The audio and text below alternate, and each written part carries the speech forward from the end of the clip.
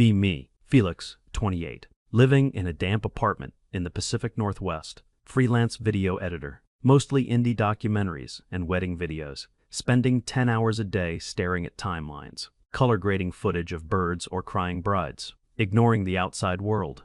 I just want to do my work, get paid, and exist in peace. But apparently my mere existence in a shared space is a problem. 2 weeks ago, I tore my meniscus playing pickup basketball.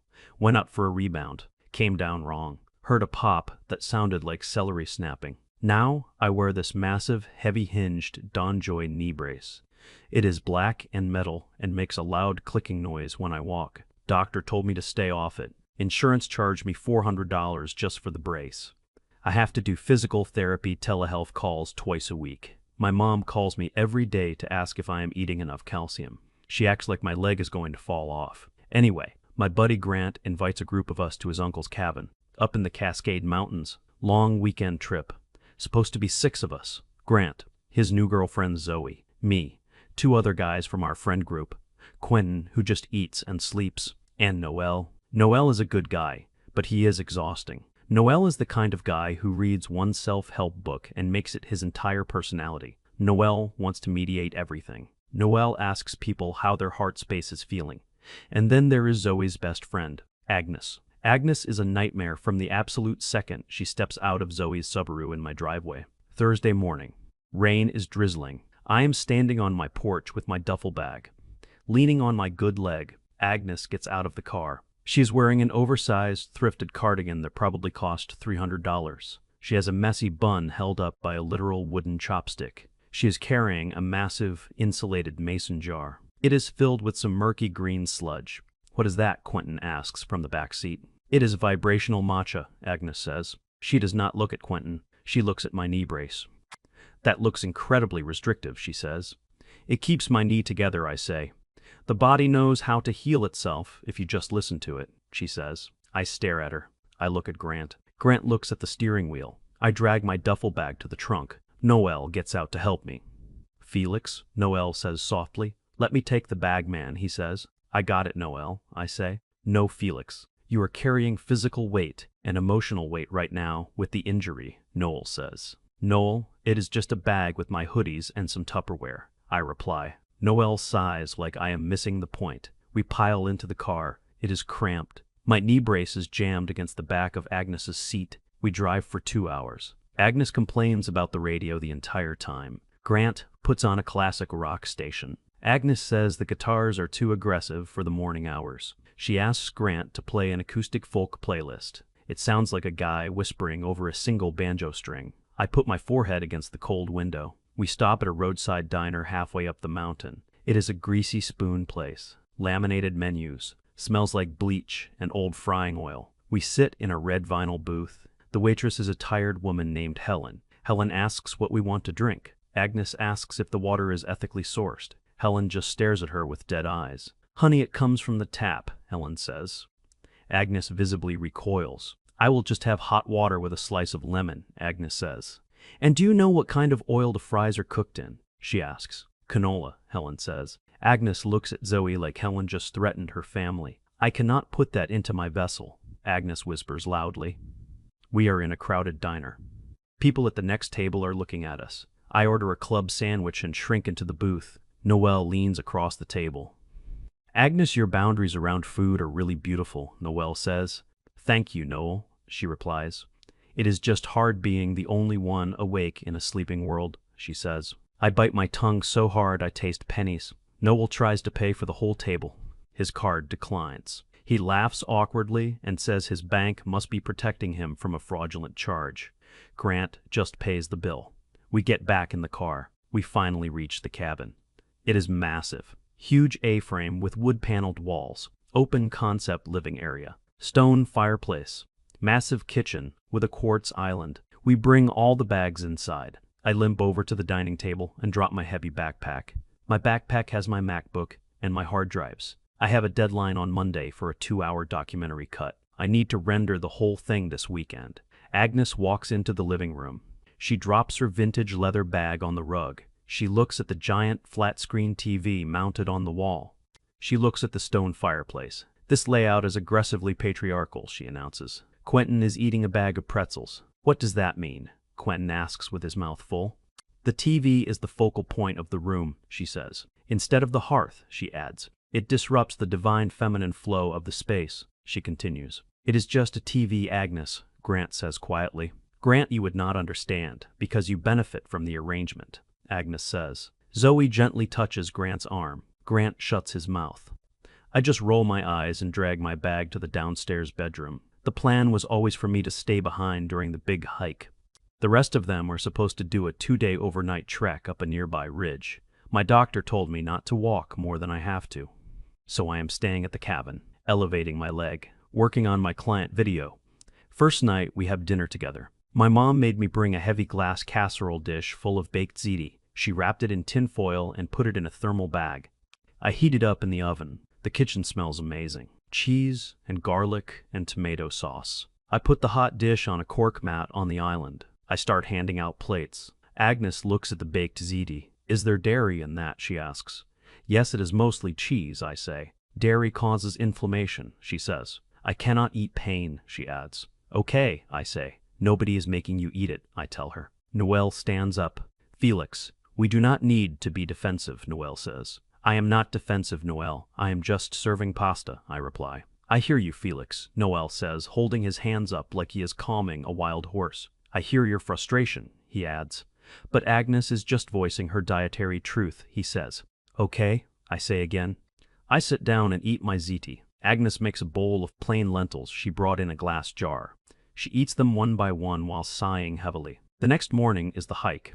Everyone is packing their frame bags. Grant is checking the weather on his phone. It is cloudy but supposed to clear up. Agnes walks into the living room wearing velvet sweatpants. She is not holding a backpack. All right, let us load up, Grant says. I am actually staying here, Agnes announces. Grant stops zipping his bag. What do you mean? Grant asks. We paid for the wilderness permits, Agnes, he reminds her. The concept of conquering nature is rooted in colonial conquest, Agnes says. She crosses her arms. And furthermore, walking uphill for 10 miles is a microaggression against my body's natural rest cycle, she says. Grant looks at Zoe. Zoe looks at the floor. Agnes, we planned this for 3 months, Grant says, his voice tight. Noel steps between them. Grant, we need to honor her pivot, Noel says. She checked in with her body, and her body said no, he adds. We cannot force her to walk if her spirit is stationary, he concludes. Grant looks like he wants to break a hiking pole over his knee. Fine, Grant says. Whatever, he adds. Zoe gives Agnes a hug. They leave. Grant, Noel, Quentin, and Zoe drive off to the trailhead. It is just me and Agnes in this massive silent cabin for the next 48 hours. I do not think it will be a problem. I go to the large dining table. I set up my workstation. I plug in my MacBook. I plug in the 2 heavy external hard drives. I arrange my mousepad. I pull my gray hoodie over my head. I put on my Sony noise-canceling headphones. I start color grading the documentary. It is just footage of herons standing in a swamp. I am a quiet roommate. I do not play music out loud. I clean up my mugs. I figure we will just ignore each other. I am so wrong. Agnes does not want to ignore me. She wants an audience. About 2 hours after the others leave, I get hungry. I unstrap the Velcro on my knee brace slightly to relieve the pressure. I hobble into the huge kitchen. The quartz island is cold under my hands. I pull out the groceries I bought with my own money. A loaf of artisanal sourdough bread from a bakery near my apartment. A plastic container of thick-cut smoked turkey. A block of pepper jack cheese. I lay everything out on the wooden cutting board. I get a butter knife. I start assembling my sandwich. I am moving slow because my knee is throbbing. Agnes walks into the kitchen. She has been in the living room aggressively burning a bundle of sage. The whole house smells like a dusty campfire. She was waving the smoke around the TV to cleanse Grant's masculine energy. She sits down on a tall wooden stool at the island. She puts her elbows on the quartz. She rests her chin in her hands. She stares at me. I ignore her. I put a slice of cheese on the bread. Are you going to make me one? She asks. Her tone is dripping with absolute entitlement. I stop moving the knife. I look up at her. No, I say. I am just making lunch for myself, I tell her. Your groceries are on the bottom shelf of the fridge, I add. Agnes scoffs. It is a loud theatrical scoff. She throws her hands up in the air. Wow, she says. Just wow, she repeats. The absolute unchecked privilege of you standing there, she says. Hoarding resources, she accuses. Refusing to do the bare minimum of providing sustenance for a woman in your shared ecosystem, she says. I just stare at her. Do you realize how deep your internalized misogyny goes? She asks. You expect me to perform the emotional labor of asking you for food, she says. And then you deny me, she adds. I stand there holding a piece of smoked turkey. I try to understand the absolute word salad she just threw at me. You did not ask me to make you food, I say slowly. You just sat there, I point out. And we are not married, I remind her. Make your own sandwich, I say. I put the top piece of bread on. I put the sandwich on a paper plate. I grab my glass of water. I hobble back to the dining table. I sit down heavily. I put my headphones back on. Even through the active noise cancellation, I can hear her. I hear the muffled sounds of her slamming the heavy oak cabinet doors. I hear her muttering the phrase, toxic individualism. I ignore it. I eat my sandwich. I go back to the herons in the swamp. An hour passes. My throat is dry. I take off the headphones. I stand up. My knee clicks loudly. I walk back into the kitchen to refill my water glass. I look at the counter. My plastic container of smoked turkey is sitting out. The lid is completely off. She has taken the rest of the turkey. She ate half of it. The other half is just sitting on a napkin on the counter, getting warm and spoiling in the kitchen air. My bread bag is torn open. My pepper jack cheese has a huge bite taken directly out of the block. She did not even slice it. Agnes is sitting on the couch, scrolling on her phone. Hey, I say. My voice is shaking a little bit. Did you eat my turkey? I ask. She does not look up from her screen. It is caloric reparations, she says flatly. I blink. What? I say. You are taking up too much energetic space in this house, she says. She scrolls with her thumb. So I redistributed your resources to balance the power dynamic, she explains. I realize right then that she is not just annoying. She is genuinely unhinged. She uses the language of therapy and social justice purely to justify doing whatever she wants. She just wanted a sandwich and did not want to make it. I look at the bite mark in the block of cheese. I throw the spoiled turkey in the trash. I fold the top of the bread bag. I put the cheese in a Ziploc. I decide the best course of action is absolute stony silence. I will not engage. I will not argue. I will just be a ghost. I go back to my computer. This was the worst thing I could have possibly done. The rest of the day, I say nothing. I work until midnight. I sleep in the downstairs room. My knee aches all night. The next morning, I wake up early. Friday morning. I have to finish the render today. I pull on my gray sweatpants over my knee brace. I walk out into the living room. I stop dead in my tracks. Agnes has completely taken over the entire space. She has spread dozens of tarot cards all over the dining table. She has giant purple amethyst crystals holding down the corners of the cards. She has podcasting equipment everywhere. A microphone on a boom arm. A massive ring light on a tripod. Wires running across the floor. And she has pushed my workstation. My MacBook is shoved all the way to the very edge of the table. It is hanging off the wood by 2 inches. My external hard drives are stacked precariously on top of each other. And my charger is unplugged. The cord is just lying on the floor. The ring light is plugged into my wall outlet. My laptop screen is black. I walk over to the table. My heart is beating very fast. I tap the space bar on my laptop. The screen lights up. It shows a red battery icon. It is dead. The overnight render failed. Excuse me, I say. My voice is completely deadpan. You unplugged my computer, I tell her. It was rendering a massive file, I add. Agnes looks at me from the couch. She is holding a mug of hot water.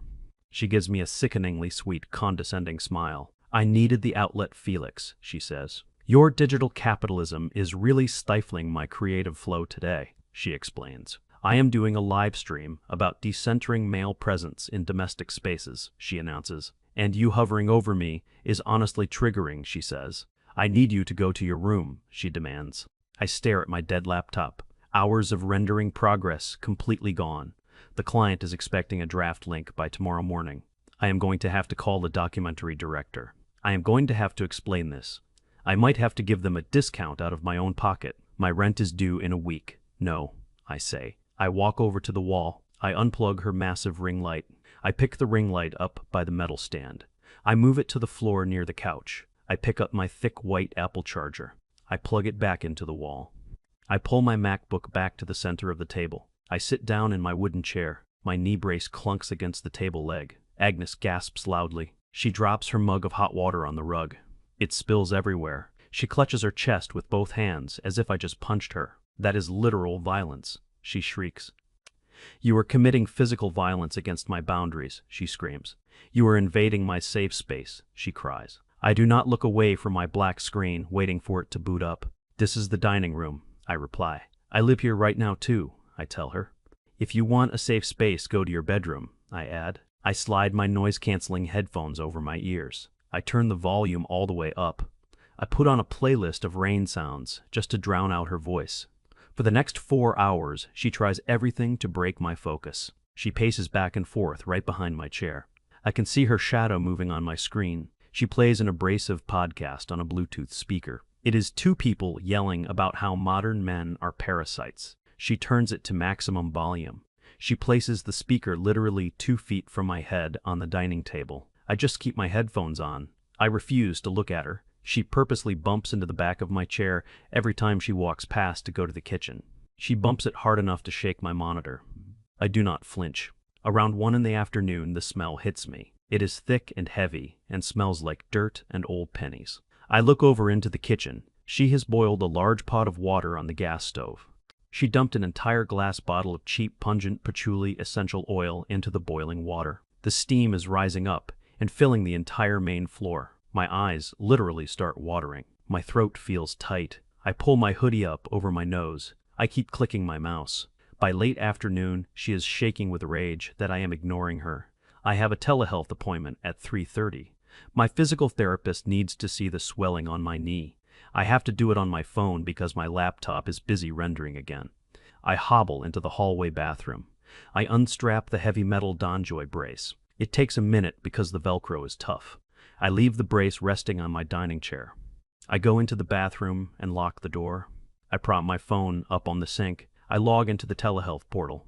The doctor pops up on the screen. His name is Dr. Ming Chen. Hi, Felix. How is the knee feeling? Dr. Ming Chen asks. It is okay, just a little stiff, I say. Suddenly, I hear a massive crashing sound from the living room. Then Agnes starts screaming. She is not screaming words, just a high-pitched wail. Dr. 2. Ming Chen looks alarmed. Felix, are you safe right now? Dr. Ming Chen asks. Is someone hurt? He adds. No, Dr. Ming Chen, my roommate is just having a moment, I say. I am sweating. I feel totally humiliated. I need you to bend the knee for me, Felix, Dr. Ming Chen says. I try to bend it. It hurts. Agnes starts banging on the bathroom door. Your energy is poisoning this house, she yells through the wood. You are a toxic presence, she screams. Dr. Ming Chen is staring at the screen in pure shock. Felix, we can reschedule if you are in a dangerous situation, he says. No, please. I just need the clearance for work next week, I beg him. We rush through the appointment. I hang up the call. I wrap a towel around my bare knee just to keep it warm. I unlock the bathroom door. I walk out into the hallway. I am limping badly without the brace. I walk over to the dining table. My chair is empty. My huge, heavy metal knee brace is gone. I look around the floor. I look under the table. Nothing. Agnes is sitting on the couch with a smug look on her face. She is pretending to read a paperback book. Where is my brace? I ask. My voice is low. I do not know what you are talking about. She lies smoothly. She turns a page of the book. Maybe your toxic energy manifested it away? She smirks. I take a deep breath. My bare knee is throbbing with every heartbeat. Agnes, I literally cannot walk properly without it, I say. I need the brace, I insist. Give it back, I demand. She shuts the book. She glares at me. You need to learn that your physical comfort does not supersede my emotional safety, she snaps. Seeing your medical equipment in the communal area is triggering to my ableism trauma, she explains. I cleanse the space of it, she claims. I feel a hot spike of actual fury in my chest. I look around the room. I see my heavy metal insulated water bottle on the counter. I grab it. It is full of water and weighs like 3 pounds. I hold it in my right hand. I turn toward her. I do not raise it. I do not threaten her, but I limp aggressively toward the couch. I step heavily on my bad leg. I stop 3 feet away from her. I stare directly into her eyes. I slam the heavy metal water bottle down onto the wooden coffee table. Bang! It makes a massive sound. You have 10 seconds to tell me where my brace is, I say. My voice is not loud. It is completely flat. She screams. She throws her hands over her face. She points wildly toward the kitchen. "The pantry," she shrieks. "It is in the pantry," she cries. "You are threatening my life," she wails. "You are a violent abuser," she sobs. I turn around. I limp into the kitchen. I open the tall wooden pantry door. My brace is shoved on the bottom shelf behind a giant bag of flour. It is covered in white dust. I pull it out. I wipe it off with a paper towel. I strap it back onto my leg. I pull the Velcro tight. I walk back to the dining table. I sit down. I put my headphones on. I look at the screen. Agnes is standing by the sliding glass door to the back deck. She is breathing heavily. She is pointing a finger at me. "I cannot be in the same structure as you," she yells. I take one headphone off. "Okay," I say. "Then go outside," I tell her. "I am shutting down the Wi-Fi," she announces. "Your digital umbilical cord is being cut," she proclaims. The router is in the living room, but the main breaker box for the house is outside. It is inside a small, insulated utility shed attached to the back deck. Grant had explicitly warned everyone about that shed when we arrived. He told us the latch on the inside was completely rusted and faulty. He said if you close the door all the way from the inside, it will jam. He said never to go in there and shut the door. I look at her. "Grant told us the latch is broken," I say. "I am just trying to state a fact." "Do not try to control my movements," she snaps. "Do not gaslight me about hardware," she retorts. She opens the sliding glass door. The cold mountain air rushes into the cabin. It is raining lightly now. She stomps out onto the wooden deck. She marches over to the little utility shed. She opens the thin wooden door. She steps inside. She grabs the handle. "I am plunging you into darkness," she yells. She slams the door shut behind her. I hear a very distinct, sharp, metallic sound. Click. It is the sound of a rusted latch falling completely into place. I sit there for 5 seconds. The Wi-Fi router on the TV stand stays lit green. The power does not go out. She does not know which switch to flip. A minute goes by. Then I hear the thud. She hits the inside of the shed door. Thud. Then the rattling of the doorknob. Rattle, rattle, rattle. She is trying to open it. It is completely jammed. I take off my headphones. I stand up. I walk over to the sliding glass door. I look out at the shed. It is raining harder now. The shed is totally weather-sealed, but it has no windows. I can hear her muffled voice through the wood. "Open the door," she yells. "The handle is stuck," she calls. I open the sliding glass door and stand on the threshold. "I cannot open it from the outside," I call out. "It is locked from the inside," I shout. "Grant said it was broken," I explain. "You have to pull the metal pin up and push," I instruct. She kicks the door. "Stop explaining things to me," she screams. "Just open it," she demands. "I literally cannot," I say. "You jammed the latch," I tell her. "Try pulling the little metal tab toward you," I advise. "Do not tell me how to use my hands," she yells back. "This is intentional," she accuses. "You trapped me out here," she cries. "You are a sociopath," she screams. I blink the rain out of my eyes. I look at the shed. I look at the trees. I step back inside the cabin. I slide the glass door shut. I lock it. I walk into the kitchen. I turn on the gas stove. I fill a small kettle with water. I am going to make a cup of peppermint tea. I find a clean ceramic mug in the cabinet. I put the tea bag in. The water boils. I pour the water. I take my hot mug of tea. I walk over to the couch. I pick up the paperback book she was pretending to read. It is a book about crystal healing. I sit down on the couch. I sip my tea. I listen to the faint, rhythmic pounding coming from the back deck. Thump, thump, thump. She is kicking the door. She has her phone with her, so she is not in any real danger. I assume she will figure out the metal tab eventually. I am not going out in the rain on a torn meniscus to try and pry a door open while she screams at me. 2 hours pass. The pounding stops. Then it starts again. I finish my tea. I go back to my computer. The render finishes. A pop-up says export complete. I drag the massive file into the shared Dropbox folder for the client. I watch the blue progress bar slowly fill up. My job is done. I feel a massive wave of relief. I lean back in my chair. At around 4 in the afternoon, I hear tires on the gravel driveway. The front door handle rattles. The door bursts open. Grant, Noelle, Zoe, and Quentin walk in. They are completely soaked to the bone. They are covered in mud. Zoe looks miserable. Grant looks exhausted. "The trail washed out completely," Grant says, dropping his heavy wet bag on the floor. "Mudslide about 4 miles up," he adds. "We had to turn back," he explains. Where is Agnes? Zoe asks, wiping rain off her face. I point my thumb toward the back deck. She is in the breaker box shed, I say. Noelle frowns. Why is she in the shed, Felix? Noelle asks. She wanted to turn off the Wi-Fi because my digital capitalism was triggering her, I say. She slammed the door and the latch broke, I add. Grant's eyes go wide. She is in the shed, Grant yells. I told everyone the latch is broken, he says. Grant runs through the living room, leaving muddy footprints on the rug. He throws open the sliding glass door. He runs out into the rain. Zoe and Noelle follow him. Quentin just stands in the kitchen and starts eating crackers out of a box. I watch through the glass. Grant tries to pull the shed door. It is stuck tight.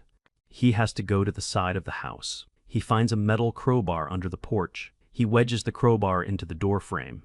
He yanks it hard. Wood splinters. The door pops open. Agnes falls out onto the wet deck. She is hyperventilating. She is covered in dust and cobwebs. Her messy bun chopstick has fallen out. Her hair is everywhere. Zoe rushes forward and hugs her. They all come inside. Agnes is shivering. She points a shaking finger directly at me. He trapped me out here, she screams. Her voice echoes off the high wooden ceiling. Grant stops taking off his wet boots. He looks at me. Felix, what the hell, Grant says. I did not touch her, I say. I am sitting perfectly still in my chair. He told me to go outside. Agnes sobs loudly into Zoe's shoulder. He chased me with a weapon, she cries. He forced me into the shed and locked me in, she wails. He held me hostage, she sobs. The room goes completely dead silent. Noelle steps forward. His face is very serious. Felix, Noelle says softly, this is a safe space to admit harm, he begins. If you acted out of your trauma and restricted her physical autonomy, we need to process that, he continues. I stare at Noelle. I want to throw my laptop out the window. Noelle, shut up, I say. I look at Grant. I point up at the ceiling corner in the living room. There is a small black circle mounted on the wood. It is a Google Nest indoor camera. Grant installed it last year because the cabin got broken into during the winter. It points directly at the sliding glass door and the kitchen. Grant, I say calmly. Pull up the camera footage on your phone, I request. Agnes stops sobbing instantly. She freezes. She looks up at the ceiling. She looks at the camera. She swallows hard. Grant pulls his phone out of his wet pocket. He opens the app. He scrubs back 2 hours. We all stand there in silence. The only sound is the rain hitting the roof. Grant presses play. The audio is crystal clear. We hear my voice. Grant told us the latch is broken. We hear me say. We hear her voice. Do not gaslight me about hardware, we hear her say. We watch her stomp outside. We watch her pull the door shut. We hear the loud click. We hear her yelling. Do not tell me how to use my hands. We hear her scream. The video ends. Grant locks his phone. He slowly puts it back into his pocket. He looks at Agnes. Zoe slowly takes her arms away from Agnes. Zoe steps back. Agnes looks around the room. She smooths her sweater down. The energetic truth of the situation is that I felt trapped, Agnes says quietly. And feelings are valid data points, she adds. Noelle nods slightly. She makes a good point about emotional reality, Noelle whispers. Grant turns to Noelle. Noelle, if you say one more word, I am going to make you walk home, Grant says. Grant is not yelling. His voice is terrifyingly quiet. He looks at Agnes. Pack your bags, Grant says. What? Agnes says. I am driving you to the Greyhound station in town, Grant says. You are not staying here, he tells her. You tried to ruin his life over a sandwich and a router, he says. Agnes looks at Zoe for support. Zoe looks at the floor. Agnes, are you going to let him uphold this patriarchal expulsion? Agnes asks. Agnes, just pack your stuff, Zoe says quietly. Agnes spends 20 minutes aggressively throwing her crystals into her leather bag. She walks out the front door. She does not look at me. Grant tells me he will be back in an hour. He tells Noelle to clean up the muddy footprints. Grant and Agnes leave. Quentin goes to sleep in the upstairs room. Noelle gets a mop from the kitchen. He is mopping the floor. He pauses. He looks at me. Felix, I know she lied, Noelle says. But do you think maybe your silent presence was a form of emotional withholding that triggered her flight response? He asks. I look at Noelle. I close my laptop screen. Noelle, I am going to my room, I say. If you knock on my door, I will call the police, I warn.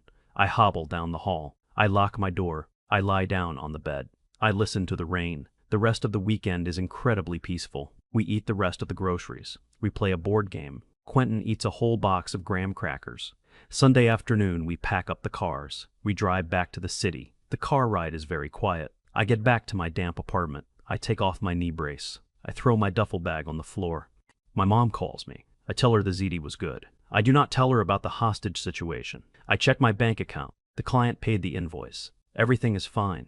A week later, Zoe texts me a link. It is a TikTok video. Agnes has 200 followers.